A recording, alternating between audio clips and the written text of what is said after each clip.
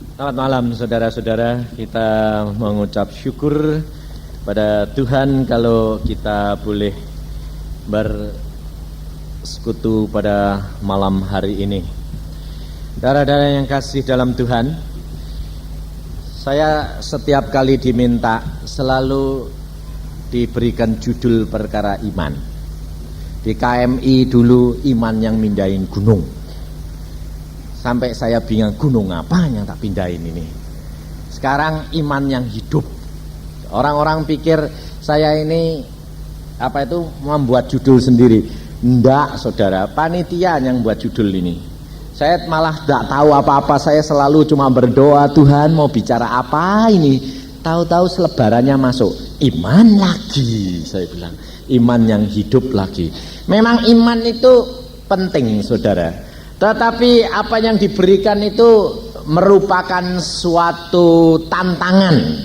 Karena kehidupan kekristenan tanpa tantangan itu hidup Kristen yang loyo, tidak akan tumbuh.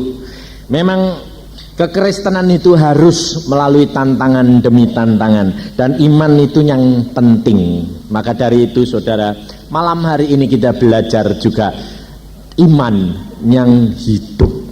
Kalau firman Tuhan di dalam Yakobus berkata, iman tanpa perbuatan apa? Mati. Jadi iman yang hidup berarti iman dengan perbuatan, ya. Kita belajar malam hari ini supaya kita tahu bagaimana iman itu dapat hidup. Mari kita buka di dalam Ibrani pasal yang ke-11. Di dalam Ibrani pasal 11 ayat yang pertama mulai, kita akan melihat beberapa hal saudara, perkara iman, dan kita akan lihat pribadi kita masing-masing. Kita tidak usah lihat orang lain. Kalau kita lihat orang lain malah nanti guling. Sebabnya apa? Ternyata lah dia kok dapat saya ndak. Seperti Ibu Linda tadi, dia dapat penglihatan, tapi saudara yang lain bilang, ya dia kok dapat aku ndak ya. Nah, lalu ada bisikan yang lain, ya Tuhan tuh kasihnya ndak sama toh, ya toh. Lalu mulai timbul iri, iya. Nah, lalu mulai ngakimi Tuhan. Ini kerap kali orang Kristen ini dibodohin setan, ndak tahu kalau itu setan. Dan banyak lagi, kita tidak usah khawatir. Kasih Allah sama enggak kasihnya Allah? Sama. Tapi kenapa kok terimanya lain-lain? Loh, kenapa? Coba saya tanya. Saudara terimanya sama enggak? Enggak. Kenapa? Padahal kasihnya sama. Tapi kenapa kok enggak terimanya sama? Takerannya lain. Kalau saudara punya takeran, orang yang pendek, ya toh, makanya banyak atau sedikit? Belum tentu, pendeknya gendut, makanya banyak. Tapi kalau anak kecil sama orang dewasa, banyak apa makannya? Dewasa. Kalau anak kecil kira-kira disuruh makan makanannya orang dewasa, nanti jadinya apa? Sakit. Jadi kalau saudara tahu kasih Allah itu sama, tetapi ukuran saudara yang berbeda. Jadi diberikan sesuai dengan ukuran Anda. Maka dari itu kita harus belajar. Seperti nyanyian tadi, kita harus mengenal isi hatinya Allah. Ini loh saudara. Kalau kesaksian-kesaksian tadi, Bapak tadi bilang, mudah-mudahan saja sudah ketulungan, apalagi kalau dalam nama Yesus, betul enggak? Mudah-mudahan saja ketulungan, apalagi kalau yakin. Saudara tahu, hidup kekristenan itu harus benar-benar hidup, ya toh. Lalu Ibu Linda tadi bilang apa? Sudah jadi Kristen, tapi sebetulnya dia bilang, aku sudah kenal Yesus dari kecil. Ternyata belum kenal loh, baru tahu. Betul toh? Kenalnya belakangan, dia ngaku sendiri loh, bukan saya loh ya. Dan saya ya toh Bu ya. Nah itu manggut-manggut ya. Nah ini saya itu tahu bukan kenal. Kalau kenal belakangan ini loh, itu kenal. Sebab orang kenal itu bercakap-cakap dan ketemu. Itu kenal. Kenalan kok cuma tidak pernah ngomong, tidak pernah ketemu. Kenal apa? Tahu. Kita sama presiden ya tahu toh, tahu. Tapi ada yang kenal toh, ada. Kalau yang kenal pasti deh di rumahnya dipasang foto nih jabatan. Betul enggak? Kalau saudara pergi ke rumah bapak-bapak yang kenal presiden, pernah jabatan, mesti dipasang foto nih. Di kantor terutama, supaya apa? Supaya kalau ada orang yang minta sumbangan, takut kenal presiden ketakutan, enggak berani meres. Kalau kenal presiden saja baru jabatan tuh, cuma jabatan mungkin cuma sekali. Tapi diabadikan di fotonya. Sebab apa? Sebab kebanggaan pribadi. Apalagi kalau kenal Yesus. Luar biasa. Ya dah. Makanya itu tidak perlu takut dibilang dunia ini orang bohong, aneh-aneh. Tidak usah khawatir. Yang penting kenal. Ya dah. Kalau kenal tuh sip. Makanya saya itu orangnya tidak peduli. Saya bilang diomongi orang mistik kayak, diomongi orang pembohong kayak, saya bilang pokoknya nanti kalau kamu tidak percaya, engkau di neraka, saya di surga. Nah, ya toh. Yang penting kan itu, masa bodoh diomongin orang segala macam tetek bengek. Yang penting itu kita kenal Yesus. Sebab kalau engkau kenal Yesus, engkau dihina, engkau diejek, engkau dianiaya, Yesus pembelamu. Kita tidak usah membela diri, saudara. Saya tidak pernah pusing-pusing. Kalau ada tantangan saya bilang puji Tuhan, malah saya lapor sama Tuhan. Lapornya bukan ngelaporin saudara, enggak, malah bilang terima kasih. Kalau dia menghina saya, upahku double loh. Omonganmu ini lo double. Jadi kalau malah hinaan banyak, saya bilang puji Tuhan, reken, tambah. Jadi saya senang, tidak pusing, tidak pernah sakit hati. Karena apa? Karena tahu persis bahwa firman ini ya dan seperti anak muda tadi dengar kesaksian anak saya, terus ya dia Isa kok, aku udah Isa. Saya sampai waduh, setiap perkataan firman Tuhan yang saya ucapkan dibuktikan. Sampai saya kadang-kadang bilang, Tuhan yang ngomong di sini engkau loh, bukan aku, masa borok. Kalau nanti dibuktiin tidak jadi, engkau yang malu, saya bilang. Saya orangnya gila-gilaan, saudara. Sebabnya apa? Sebab saya tidak tahu harus bicara apa kok. Dan memang anehnya Tuhan tuh cari orang gila.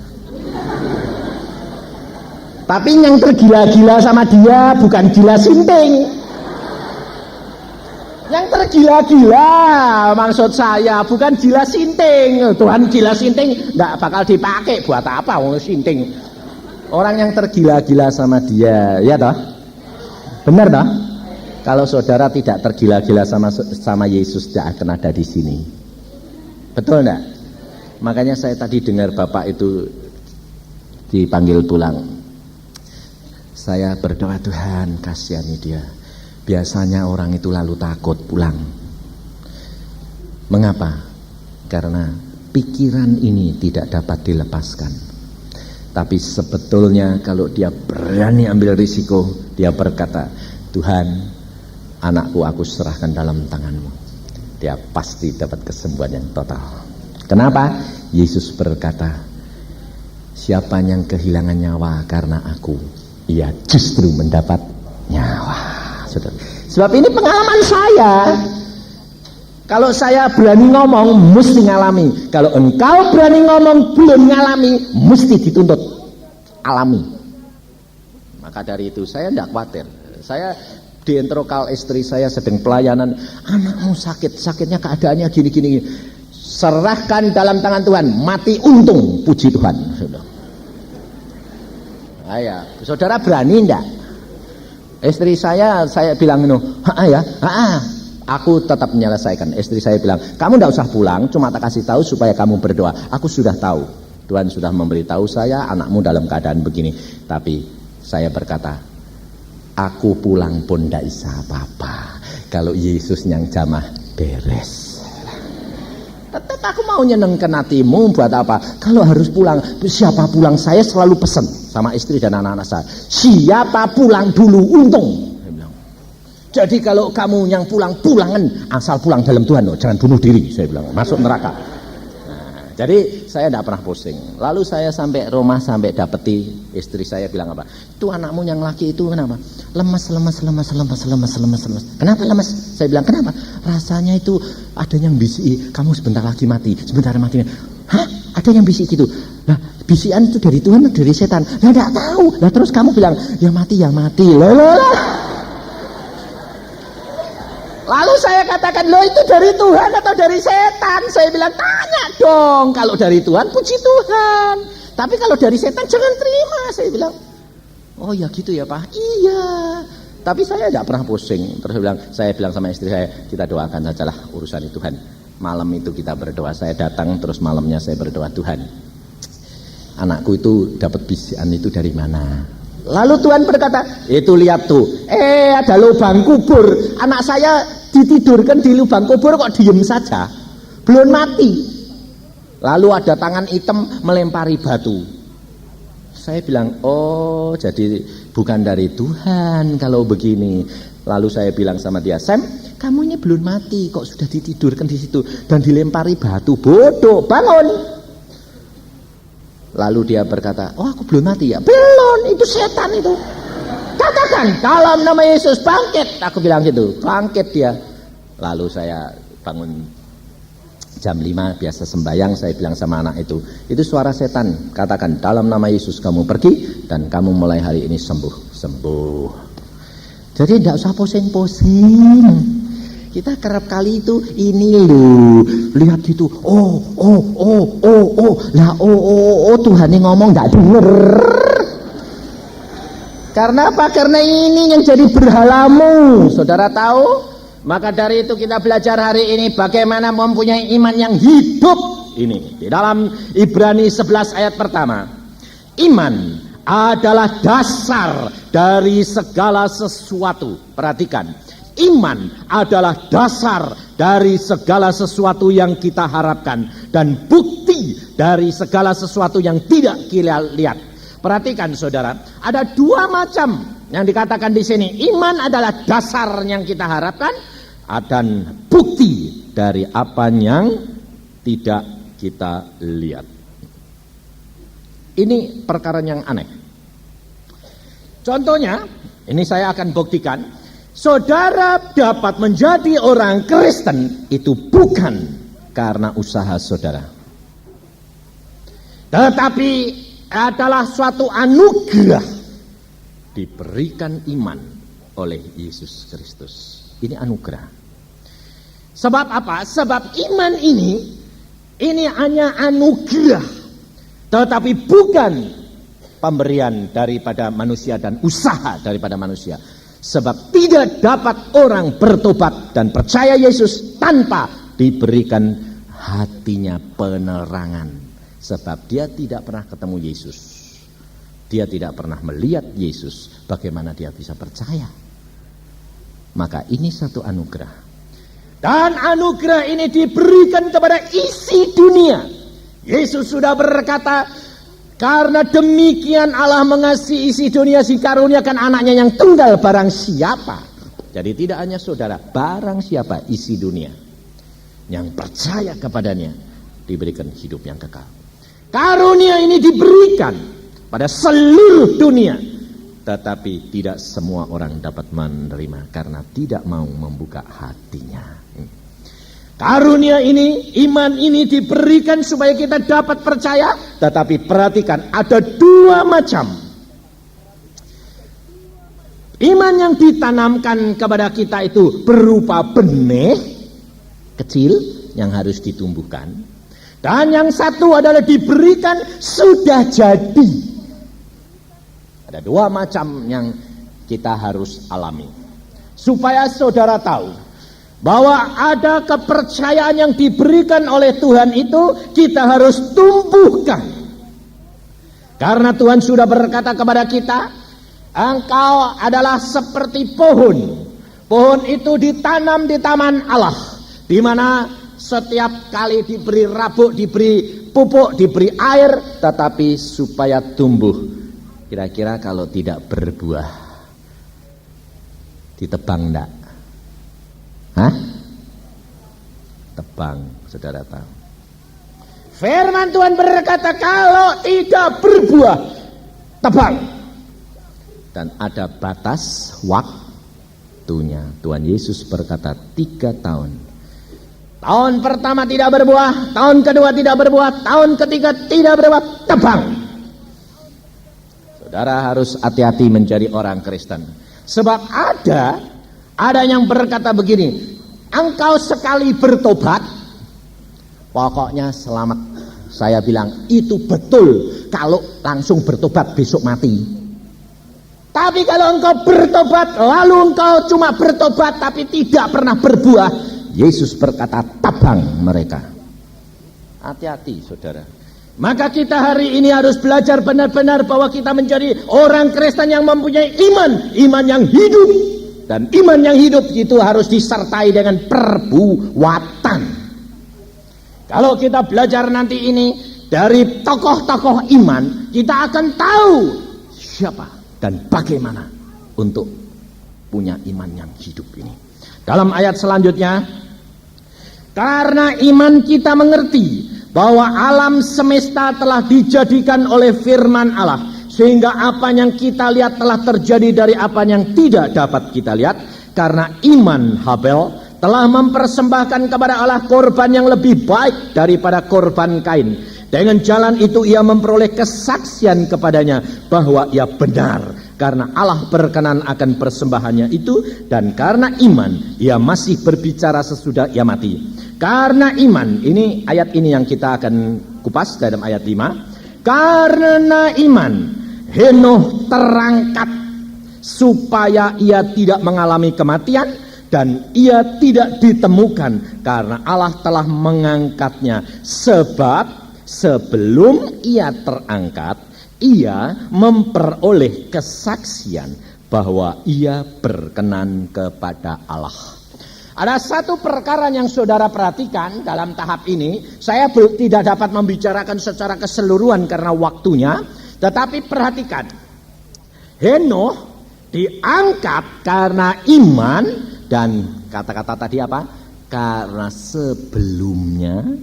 sebelum dia diangkat, dia mendapatkan kesaksian bahwa dia diperkenan Allah. Bahwa iman kita lalu harus diikuti dengan perbuatan. Perbuatan ini menyatakan iman kita, hasil daripada iman kita. Di dalam kesatuan ini saudara, masa ini harus ada pernyataan Allah kepada kita. Pernyataan Allah ini yang kita perjuangkan sehingga menjadi suatu kenyataan. Ini saudara, ini yang dinamakan iman yang harus diperjuangkan. Makanya kerap kali orang berkata kepada saya begini, ya Pak Yusa, kalau seperti Pak Yusa ya enak, kalau ada apa-apa dikasih tahu Tuhan. Nah, ya dah, saudara bilang gitu dah.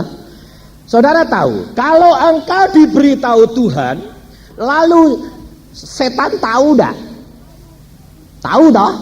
Kalau tahu setannya ini musuhnya Tuhan, dia akan mengacau saudara supaya firman Tuhan ini tidak digenapi, betul enggak?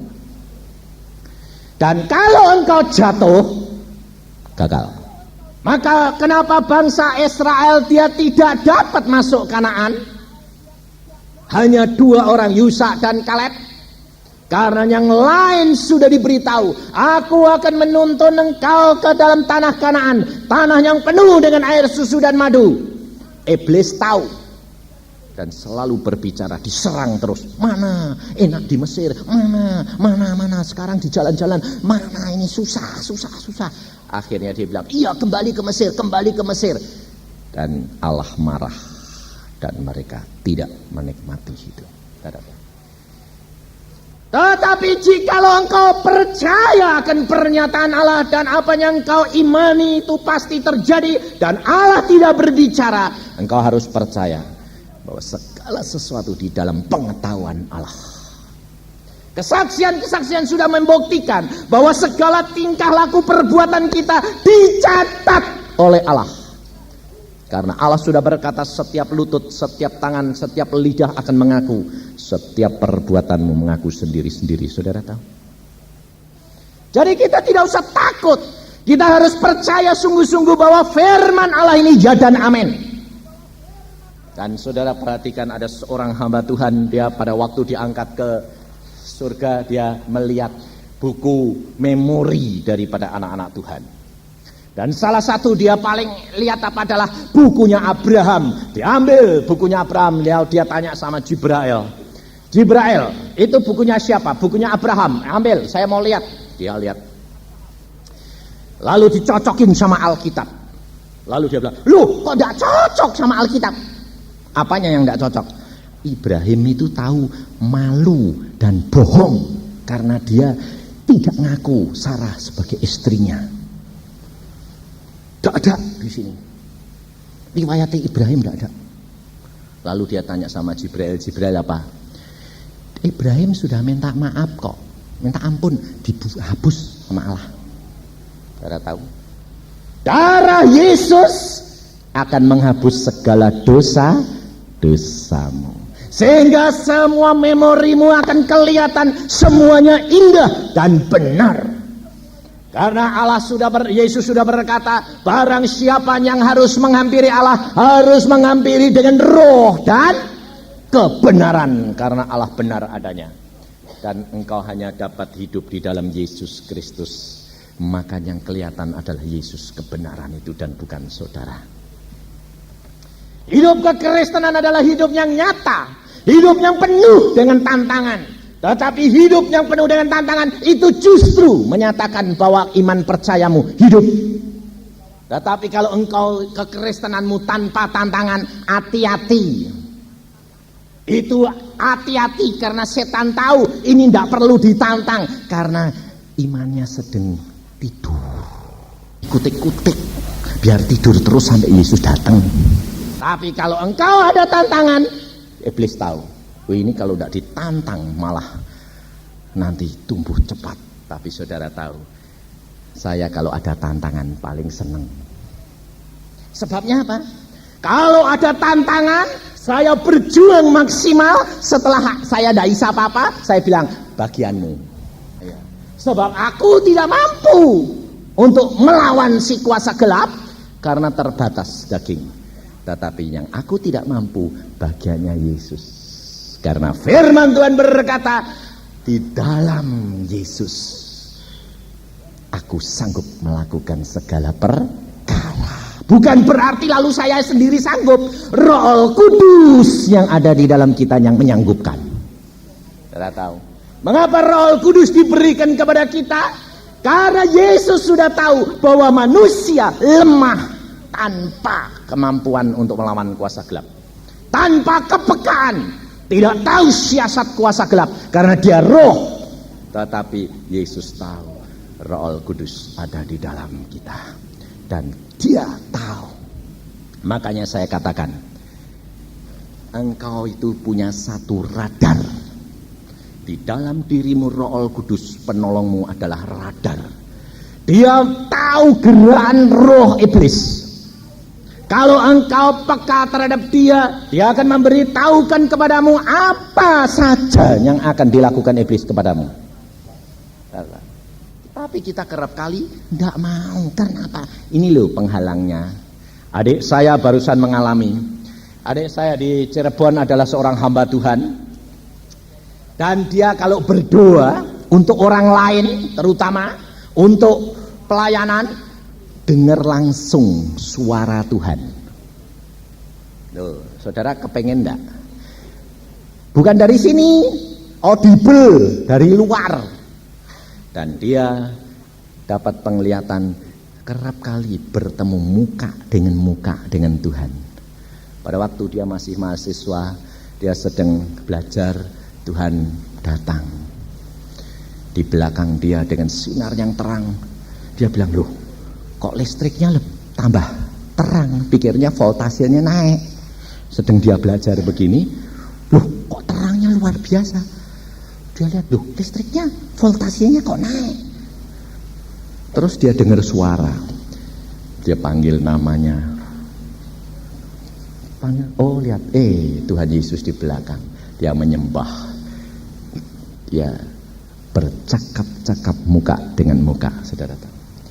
Tetapi pada saat sekarang ini, anaknya satu, umurnya baru 3 tahun lebih, sakit. Anak dari kecil sampai 3 tahun tidak pernah sakit. Dia selalu muji Tuhan, diserahkan Tuhan. Sekali ini Tuhan biarkan sakit. Mulai sakit, saudara tahu, mata lihat anak sakit, pikiran mulai dikuasai, lalu tubuh kuasai, berdoa tidak dengar suara Allah. Sampai akhirnya dia bergumul dan dia mengatakan, aku sampai kehilangan iman. Rontok tok sampean. Sampai telepon mana kakak di mana, kakak di mana? Dia di Jakarta, dia di sini. Aku butuh dia. Loh, kenapa? Kamu punya Yesus. Aku perlu bantuan. Aku tidak punya iman. Karena apa? Yang diributi apa? Dokter. Wah, anak digotong dokter sana, gotong dokter sini. Wah, sampai dari Cirebon dibawa ke Bandung. Khusus cari dokter spesialis anak. Lalu pada waktu saya datang, saya bilang, gampang ya ngajar orang lain. Langsung saya omongin belak-belakan, kalau gampang toh ngajar orang lain. Kalau ngalami sendiri bagaimana? Saya bilang, aku ini tidak punya iman. Karena kamu hidup di dalam daging dan bukan di dalam roh. Anakmu ini anak siapa? Saya tanya. Anak Tuhan. Lah kok kamu yang ribut? Kamu kan barang dititipi toh. Kalau dia mau ambil enggak? Mau apa kamu? Kamu nangis-nangis? Tuhannya bilang, pulang, mau apa? Saya bilang, tapi kalau dia bilang pelihara, engkau enggak mau ya harus pelihara. Mau enggak? Bisa enggak? Enggak bisa. Aku bilang, barang titipan, pusing amat, saya bilang. Loh, betul enggak? Saudara kalau dititipin orang, sudah di rumah, sudah dijaga, Anda lihati tiap hari? Enggak toh? Coba kalau barang kesayanganmu, tiap hari dilihat, dilus-lus, ya toh? Seperti anak muda kalau jatuh cinta, setiap ketemu dilus-lus ya. Kalau sudah kawin, lalu tanya, lupa kok enggak tahu ngelus-lus lagi? Sudah tua mus-musan. Itu salah, saudara. Kita harus hidup di dalam kasih itu lain. Tambah lama tambah mesra, luar biasa. Makanya saya pesan anak muda, kalau cari jodoh jangan lihat yang kelihatan palsu. Sebabnya apa? Yang kelihatan indah belum tentu indah. Firman Tuhan berkata, keelokan, kecantikan itu palsu. Saya dulu tidak ngerti, saya bilang, Tuhan, wong kecantikan kok palsu. Tuhan berkata palsu. Kenapa palsu? Bayangin, kalau waktu pacaran madep kaca saja berapa jam? Kalau mau ketemu itu loh, tahu pacarnya mau apel berapa jam? Mandi dulu, wah bersih, yang lubang ditutup-tutup. Terus ininya menceng sedikit dileluk, bengkongin sedikit, ininya belum bulunya pendek ditambahi panjang-panjang. Nah, coba sehingga isi pacar ini kalau datang ketemunya mulus enggak? Mulus semuanya. Dangsal ketemu ya mulus, diganjel-ganjel trepes, ganjel bengkong. Mulus semua. Tapi kalau sudah kawin, apa bulu matanya yang tembelan enggak dilepasi kalau mau tidur? Hah? Yang ditembel-tembel di sini itu ditutup-tutupi, enggak dihapus. Rambut-rambut yang mongkok besar tetap besar, apa malah jadi kempes? Saudara tahu, palsu. Yang ini kelihatannya mongkok, pelepek, hilang semuanya. Mana? Jadi lama-lama, lu kok hilang semua? Taunya yang palsu, tidak bosen. Saudara tahu, maka kehidupan kekristenan itu harus terbuka, saudara tahu. Kalau Allah yang memberi, perhatikan, kalau Allah yang memberi, engkau terjadi konflik, engkau bisa klaim. Seperti anak saya sedang di Holland itu, dia berkata, "Pak, aku dikasih jodoh." "Ya, Papa sudah tahu." "Siapa namanya?" "Namanya ini." "Ya betul." "Nah, tapi tidak seleraku." Tidak seleramu tidak masalah, asal Allah yang menetapkan, itu paling baik. Dan akhirnya pada satu saat dia konflik. Ya konflik, dia bilang, "Nah bener toh, tidak seleraku, sekarang tidak cocok." Nah terus konflik, malamnya sembayang sama Tuhan. Lapor dia sama Tuhan, "Lu tidak cocok toh, gini. Engkau yang memberi, sekarang bagaimana ini?" Tuhan malam itu hadir, dia berkata, "Anak, engkau tidak tahu, yang konflik kan luarnya, sifatmu itu begini, dia begini, coba ini sama ini, kalau ini kamu yang seneng itu toh orang kaya itu wataknya gini sama ini, hancur ndak?" Iya ya, cocok dia toh?" "Iya, tumbuh sama tutup." "Kamu selalu senengnya yang rame, dapat orang rame, rumah tangganya bubar. Yang satu diem, dapat diem, sepi kayak kuburan." Betul dah?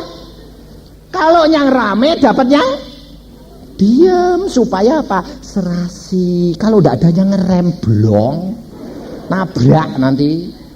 Jadi mesti ada remnya. Lalu dia bilang, "Ya Tuhan, betul." Lalu besoknya ketemu lagi, sudah mesem-mesem lagi. Kenapa mesem-mesem? Habis Tuhan sudah cerita, mau nerima. Oh, ini deh saudara, kalau kita diberi oleh Allah, kita bisa klaim. Karena apa? Karena dia memberi yang terbaik.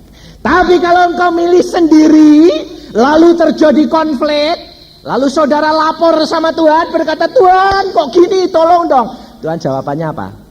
"Siapa pilih? Saya rasain." Karena tidak nurut. Betul tidak?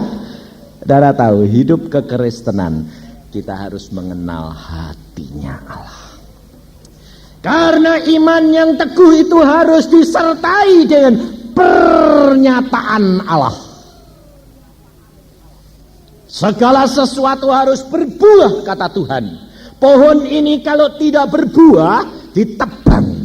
Untuk berbuah diperlukan tindakan. Harus ada tindakan, harus ada ketaatan, harus ada dedikasi. Dan ini loh, motivasi yang benar di dalam hati kita untuk takut akan Dia. Tanpa itu saudara tidak akan berbuah, tidak akan membuahkan akan hasil yang engkau imani. Kekristenanmu akan sia-sia. Setiap firman daripada Allah tidak akan berhasil engkau nikmati. Karena firman Allah ini umum, logos, bagi setiap orang. Dan ini bagian setiap orang. Tetapi bagian yang mana yang Allah janjikan terlebih dahulu, itu harus merupakan pernyataan Allah, rema bagi engkau. Kalau engkau sudah dapat rema, pegang, apapun boleh terjadi, Allahku pasti menang.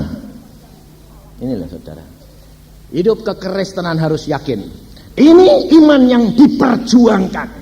Ada satu lagi iman yang tidak usah memperjuangkan, adalah iman yang diberikan oleh Allah seutuh, sebulat sudah bulat. Ini kalau saudara diberikan, saudara itu santai, tetap mesti jadi. Sebab ini saya alami berkali-kali. Kalau Allah sudah berkata, mesti jadi, gak bisa. Dan itu masuknya itu lain.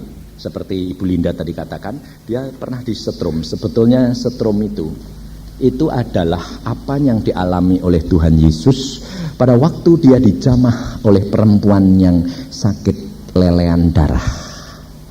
Itu Yesus tidak melihat orangnya. Yesus merasa, dia berkata, ada satu kuasa keluar dari tubuhku.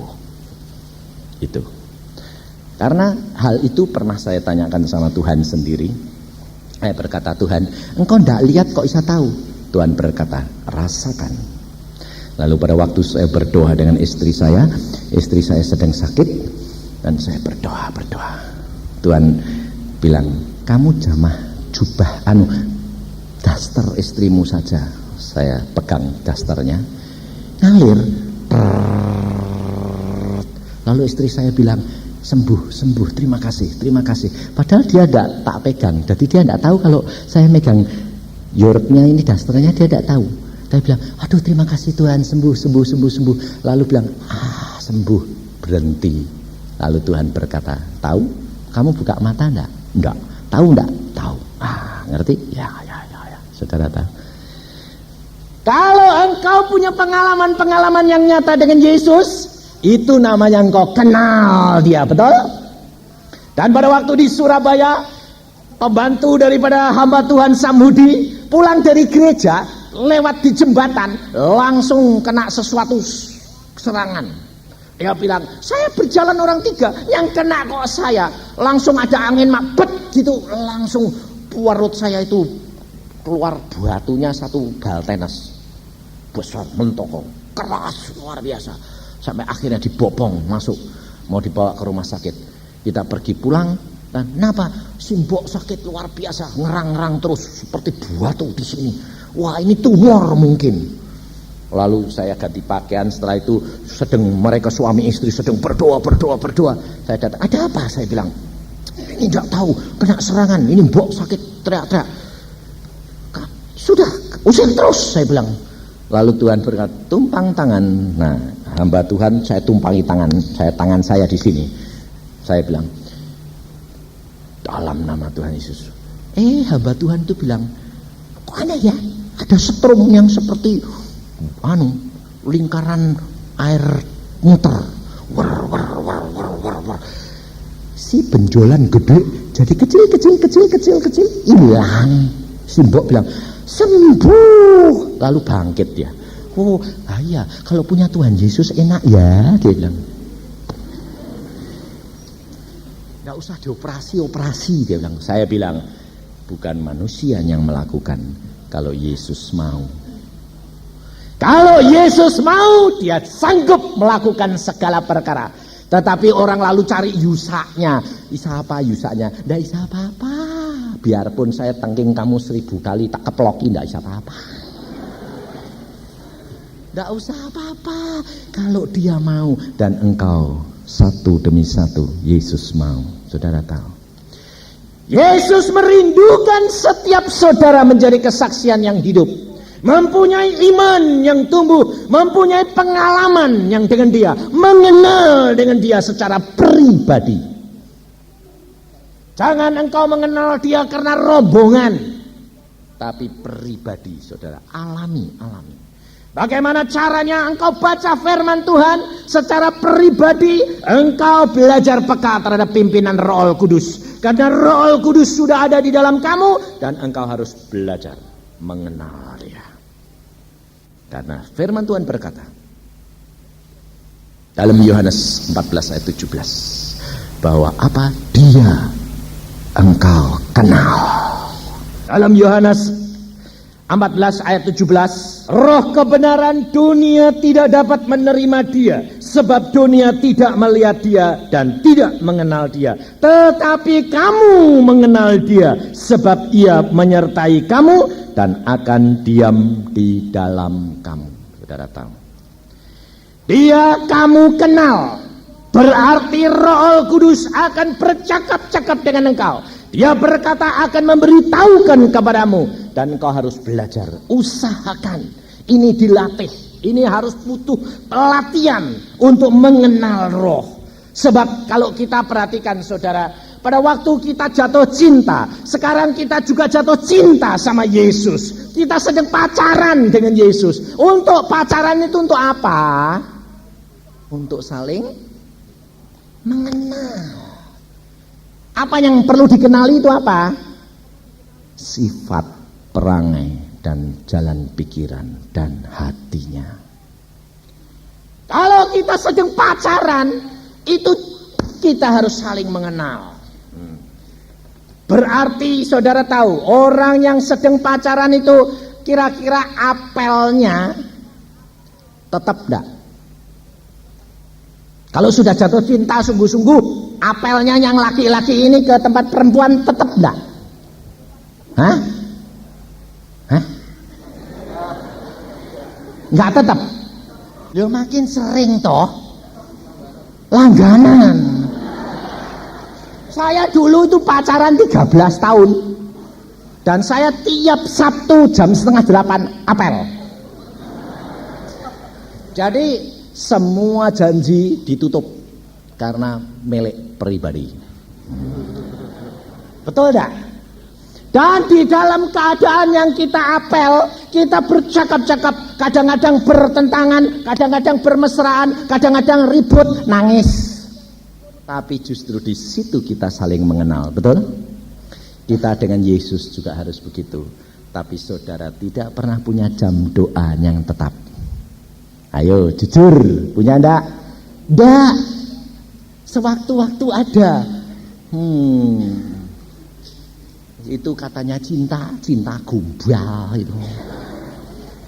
Kalau cinta itu ya rindu terus toh, kepengen ketemu terus karena tidak dapat, karena harus ada tugas, ada pekerjaan, sekolah tidak mampu. Kalau sembayang terus kocar kacir, nggak sekolah nanti. Tapi harus punya waktu yang tertentu untuk datang kepada Dia. Ayah saya dapat penglihatan. Setiap anak Tuhan berdoa, pelitanya di dalam surga menyala. Dan kalau anak Tuhan itu tetap, dan Tuhan setiap saat Dia kontrol, pelitanya yang sudah harus nyala, nyala. Nggak nyala, loh kok nggak nyala? Saudara tahu, indahnya anak Tuhan. Ini pengalaman kami. Setiap jam 5 pagi saya berdoa. Tidur jam 1, jam 2, jam 3, tetap jam 5 bangun sembahyang. Dan saudara tahu, indah luar biasa. 1:30 siang sembahyang. Itu sembahyang keluarga loh, belum sembahyang pribadi. Dan kerap kali kita menikmati. Kemarin saya sembahyang dengan istri anak-anak jam 1:55, Tuhan berkata apa? Dia hadir. Dia berkata, Yusak, tidakkah engkau senang anak-anakmu sayang kepadaku? Saya bilang, tidak ada kesenangan lebih daripada kalau anak-anak dan keluarga menyembah engkau Yesus. Saudara tahu, 2 atau 3 orang datang berkumpul di dalam namaku, aku hadir. Dan setiap keluarga tiap hari bertemu dengan Yesus. Tidak ada masalah yang tidak dapat diselesaikan. Saudara tahu, Allah kita Allah yang luar biasa. Hidup dengan Allah adalah hidup penuh dengan kemanisan. Soal-soal materi, soal-soal kesehatan, soal-soal segala kuasa gelap boleh datang, tapi kita punya Allah yang maha kuasa. Apapun kita harus tahu, saudara tahu. Dan kita menikmati hidup yang penuh. Karena apa? Saling tolong menolong. Kalau saya pergi, saudara tahu, istri, anak-anak, waduh ngotot, saling bantu. Tengah malam dibangunin Tuhan, sembahyang. Besok pagi sembahyang jam 5, saling ngotot. Tadi malam ada serangan ya? Oh, kamu dibangunin Tuhan? Ya, aku sembahyang jam segini. Kamu? Ya, pas sama. Wah, sembahyang. Tadi malam kurang ajar anak saya. Saya bilang, saya mau berangkat tadi pagi, saya bilang, Dan, istri saya bilang, ya hati-hati, kalau tadi malam ada serangan tuh. Lalu anak saya Daniel bilang gini, oh iya, tadi malam aku dibangunin Tuhan. Terus aku enggak bangun. Kenapa? Lah sudah ada papa kok. Loh, kurang ajar. Anak saya selalu kalau papa di rumah gentian dong pak, papa jegere. Wah, saya bilang. Jadi saya pernah saya berkata begini, Tuhan, aku sudah pergi setiap hari berkomunikasi terus sama engkau. Kalau di rumah ya istirahat toh Tuhan, saya pikir gitu. Pernah kejadian. Saya di rumah pikirnya sudah sampai di rumah istirahat, relaks sedikit. 3:30 dibangunin Tuhan, saya bilang, Tuhan masih ngantuk, nanti saja. Saudara tahu barang saya dikukuti orang. 3:30 saya dibangun, dia bilang ngantuk Tuhan, nanti siang ini di rumah relaks sih Tuhan, saya bilang. Lalu saya tidur lagi. Istri saya dibangunin, bangun sembahyang. Tuhan, suamiku di rumah tidur lagi. Anak saya dibangunin, bayang, ada papa kok Tuhan, tidur semua. Bangun pagi saudara tahu, semua barang diangkuti. Jam 4 diangkut pencuri. Lalu bangun pagi, wah hilang semua. Saya bilang, wah hilang semua. Lalu kita kumpul jam 5 sembahyang. Ayo periksa diri, siapa yang peka mesti tidak kehilangan barangnya. Ternyata 5-5 hilang semua barangnya. Isa satu hilang. Istri saya barusan beli jam yang bagus, dia senang, diangkut. Saya punya tip, diangkut. Anak saya sepatunya satu-satu, perempuan 1, 2 laki, sepatunya sak pasang hilang. Isa dipilihin, aneh enggak? Isa sepasang. Dia bilang, sepatuku hilang sepasang. Sepatuku ya sepasang. Semua tidak peka. Loh, peka apa? Peka, dibangunin. Iya, cuma enggak bertindak, enggak taat, enggak nurut. Loh, pekanya peka.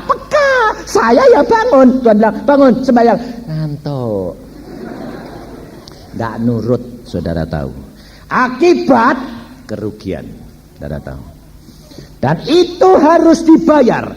Karena apa? Karena pendidikan ikut Tuhan itu bayar harganya. Maka dari itu engkau harus belajar supaya saudara itu peka dan nurut. Iman tanpa kepekaan, saudara akan menjadi buta. Kalau sudah peka tanpa ketaatan, saudara akan mengalami kerugian dan tidak akan menghasilkan buah. Maka dari itu saudara, hidup kekristenan harus ada tingkatnya, dan kita harus iman, kepekaan, belajar, dengar-dengaran suara Roh Kudus, taat, tindakan, baru berbuah. Tanpa itu engkau harus mengalami kerugian. Seperti yang saya saksikan berkali-kali, barusan saya alami bulan Desember yang lalu. Mobil saya itu saya kendarai sendiri kemana-mana, tidak pernah nabrak. Yang sudah pasti tabrakan sama bis, dipindah sama Tuhan. Pindah. Sampai orang bilang, fantastis ya, nabrak kok iso ting, mau nabrak tebing ting. Berapa menit? Enggak. Anak saya sama saya dari Jakarta ke Bandung, di Jagorawi saya biasa lari 150, tapi Tuhan berkata lari 90, tidak lebih. Saya 90 terus. Anak saya bilang, "Pak, kok kayak orang jalan-jalan sih, lari kok 90?" Tuhan bilang 90 terus. 90 sampai di tikungan-tikungan, saudara tahu, bis balapan 2. Anak saya tutup mata, tidak bisa, sudah pasti hancur kita dimakan bis gede. Saya bilang, tenang saja, Tuhan sudah atur. Saya banting ke kiri, set, keluar lagi, persis ada tanah 2 kali 4 meter, tek, 2 detik, lolos. Anak saya bilang, lu mana bis di belakang? Ini jurang, kok papa bisa minggok? Persis ada tanah 2 kali 4 meter, tek, itu sampai berhenti. Itu aneh ya, kok bisa persis di situ. Kalau kamu tidak nurut tadi jalan di Jagorawi lebih cepat, engkau lebih tidak di tempat itu tepat. Allah sudah ukur tepat ketat tiba di situ, lolos dari lubang jarum. Saudara, Allah kita Allah luar biasa. Saya berkata pada anak saya, kamu ingat Yusa bapakmu? Nah, pada waktu Yusa perang, musuhnya masih banyak. Dia berkata, Tuhan, matahari berhenti. Tuhan kirim apa? Batu meteor menjatuhi musuhnya. Musuh orang Israel mati semua. Tapi kok tidak ada satu yang kena orang Israel? Padahal itu dari langit. Allah sudah ngatur tepat. Ini harus yang kena, ini yang kena, saudara tahu. Tetapi mobil saya pulang dari Surabaya, sudah masuk garasi, sedang dilap-lap sama pembantu saya, hancur. Sampai saya sedang sembahyang, aneh enggak? Sedang sembahyang sama Tuhan, sedang mengucap syukur, senang, keluar. Wah, mobil saya dibersihin bagus saya. Saya bilang sama istri saya, itu pembantumu itu rajin tuh. Wah, mobil dibersih sampai mengkilap. Saya bilang, ya sedang rajin. Dia bilang itu, puji Tuhan. Balik lagi saya mau masuk sembahyang, dia bilang, rodanya dikencingi anjing pak. Ambil lap saja, dilap, tidak apa-apa. Wong semuanya sudah bersih. Saya masuk sembahyang barusan 1/4 jam. Di jalanan ada tabrakan, buak sampai keras sekali. Saya bilang, Tuhan kasihan nih. Orang yang tabrakan sampai masuk rumah sakit, kasihan dong Tuhan. Istri saya berteriak, mobilmu ditabrak truk. Mana percaya, saya sedang sembahyang terus telinga ngomong mobilmu ditabrak truk. Saya ya bilang mana mungkin, wong mobil di garasi. Saya bilang sembahyang terus. Istri saya teriak lagi, mobilmu ditabrak truk. Hah? Otomatis saya keluar. Garasi terbuka. Saya bilang, loh, orang becak kumpul semua. Saya bilang, ada apa? Saya keluar. Mobil saya jadi kertas. Bayangin saudara, hancur ditabrak truk. Sebabnya apa? Kok bisa gitu ya? Saya bilang. Dan pada waktu itu saudara tahu, ujian datang. Kalau hal itu menimpa saudara, naik enggak darah saudara? Kalau darahnya naik, mulutnya bisa diem enggak? Hah? Enggak, ibu-ibu yang bilang ya enggak. Kalau enggak itu ujiannya lulus enggak? Enggak. Wong Yesus berkata, ucapkan syukur dalam segala perkara. Saya gitu, ini tangan saya naik sini. Tapi enggak bisa marah, malah ketawa. Kok lucu ya?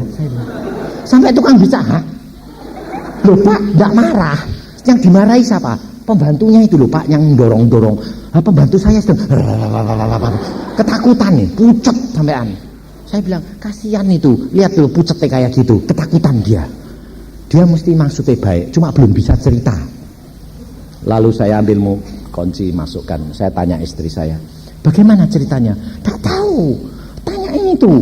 Kamu buat tanya ini kayak apa? Orang gemeteran gitu, gak bisa.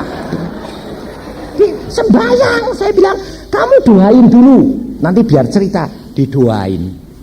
Setelah didoain, tenang, enggak apa-apa. Yang penting itu ceritain bagaimana jadinya. Lalu dia cerita. Saya enggak puas, Bu. Mobil sudah saya bersih kayak gini kok rodanya bau kencing anjing. Lah terus saya mau dorong keluar. Lah kenapa kok kamu dorong? Kan masuk rem tangan, masuk persnyeleng. Iya, saya masuk mobil Bu, remnya tak tarik. Kok lepas?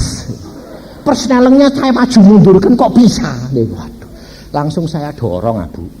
Dorong garasinya turun, meluncur. Setelah meluncur ditahan tidak kuat, pikir dia orang desa, kalau aku naik kan berat. Jadi berhenti, tidak taunya gaya berat tambah berat, malah meluncurnya cepat. Pintu gerbang terbuka, lewat trek keras, dial ambiar bis. Saya tahu. Waktu terjadi, saya bawa bengkel berapa? 1,2 juta.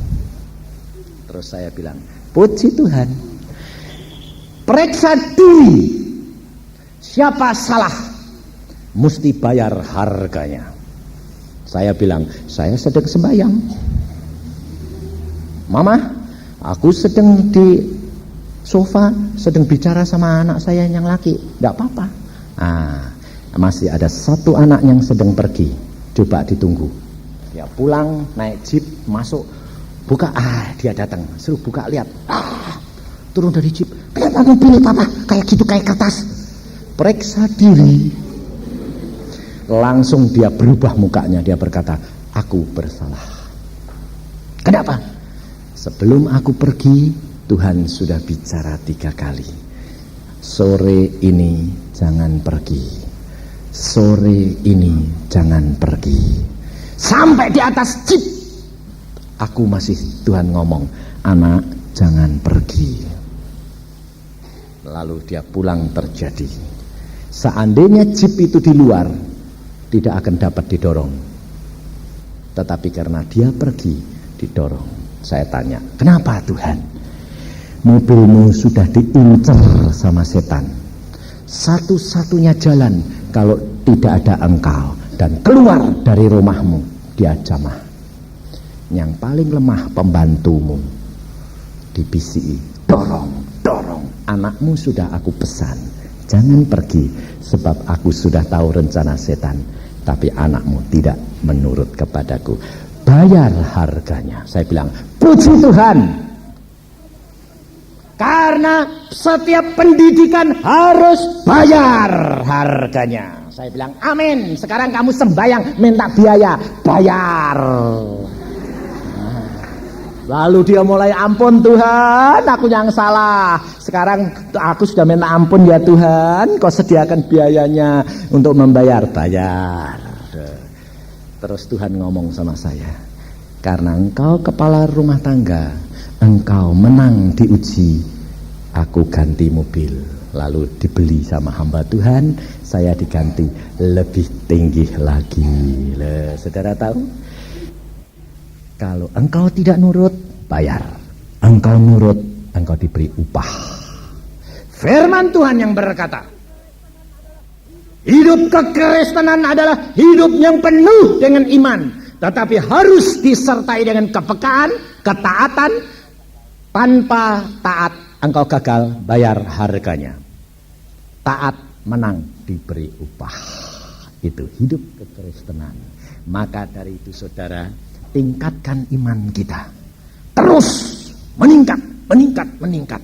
Supaya apa? Supaya kita didapati setia. Sehingga pada waktunya Yesus datang, dia berkata, hai hambaku yang setia. Selalu berkata, hai hambaku yang setia. Saudara tahu?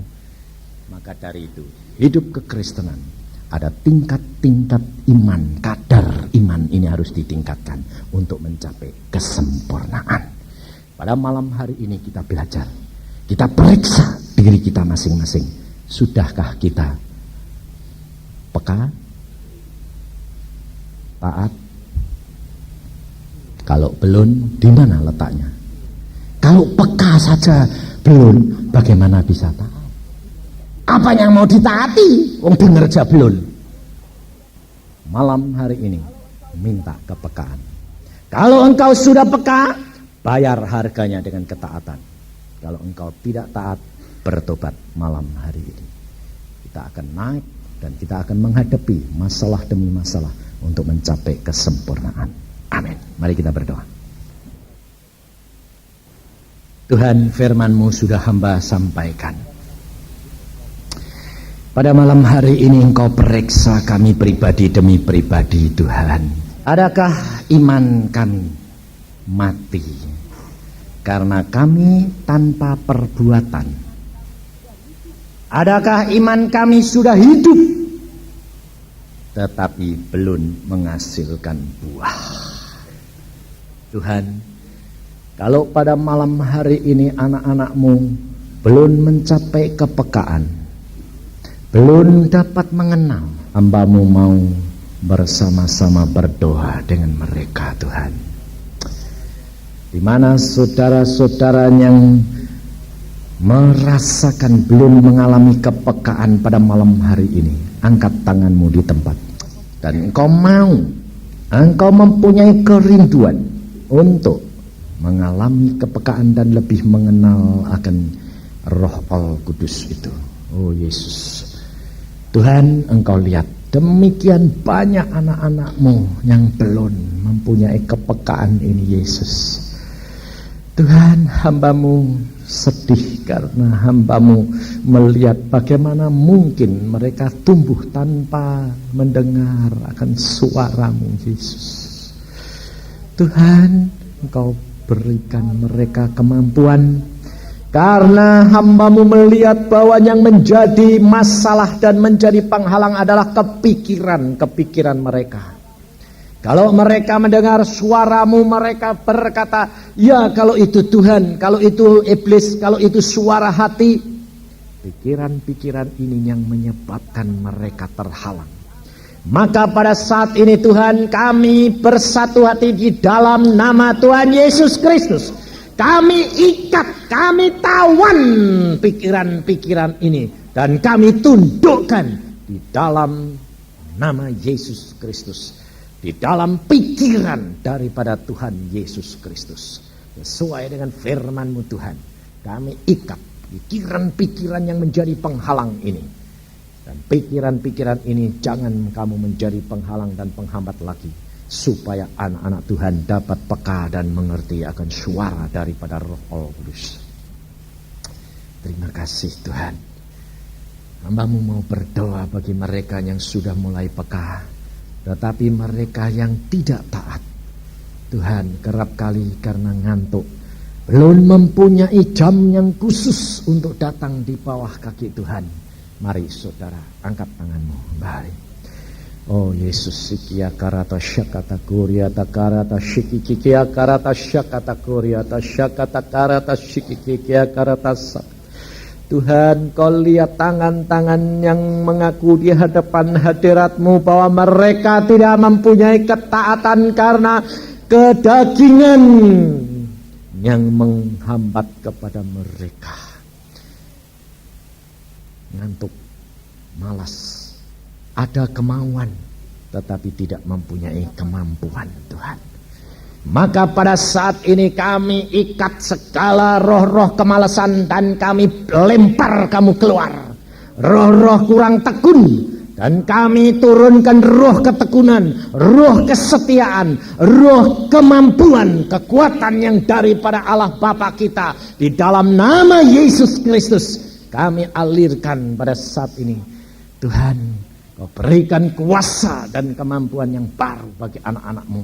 Sehingga mulai malam hari ini, kalau nanti malam pagi-pagi Engkau bangunkan mereka, mereka mempunyai kemampuan untuk mau bertemu dengan Engkau dan mau merindukan akan kehadiran-Mu dan pertemuan dengan Engkau, Yesus. Karena itulah saat-saat yang Engkau paling suka, Tuhan, di dalam kehidupan kami. Tuhan, Engkau lihat akan keadaan anak-anak-Mu pada saat ini. Apa yang menjadi kehendak-Mu di dalam kehidupan mereka. Tuhan Roh Kudus, silahkan Kau berbicara kepada mereka masing-masing, supaya mereka dapat mulai mempraktekkan hidupnya di dalam Engkau, Tuhan. Supaya nyata bahwa kehidupannya adalah bersama dengan Engkau. Dan mereka melakukan. Saudara, mulai engkau doakan saudaramu. Doakan orang-orang yang membenci engkau. Doakan mereka, berikan mereka pengampunan. Lakukan firman Tuhan pada malam hari ini. Maka doa-doamu akan diterima oleh Dia. Dan Dia akan melakukan segala janji-janjinya dalam hidupmu. Oh Yesus, ya karata syakata kuria kata kai kita kiri kata. Doi karata shiki ya karata sukutu kuria karata syak. Tuhan, dengar doa anak-anak-Mu pada malam hari ini. Dia sudah mau berdoa untuk orang lain. Dia mau mengampuni orang lain. Dia mau melepaskan dendam-dendam dan sakit hatinya. Tuhan, oh Yesus, sikia karata syakata koryata syakataka. kelepasan yang daripadamu pada malam hari ini terjadi. Oh Yesus, Engkau adalah Allah yang melepaskan, Allah yang mengasihi, Allah yang membebaskan kami. Oh Tuhan, terima kasih akan kelepasan dan kebebasan yang Engkau berikan kepada anak-anak-Mu. Kelegaan pada malam hari ini, sehingga mereka dapat mengerti dan peka terhadap suara-Mu kembali. Terima kasih Tuhan akan anugerah-Mu ini. Hamba-Mu persembahkan semua dalam tangan-Mu. Tuhan Roh Kudus, Engkau sendiri yang akan membimbing kami, mengajar kami lebih lanjut, dan mempertemukan kami besok malam untuk mempelajari lebih dalam lagi perkara Engkau, supaya menyenangkan hati-Mu Tuhan. Karena kami rindu mau menyenangkan hati-Mu. Terima kasih Yesus. Dalam nama Tuhan Yesus kami serahkan anak-anak-Mu kembali dalam tangan-Mu. Haleluya.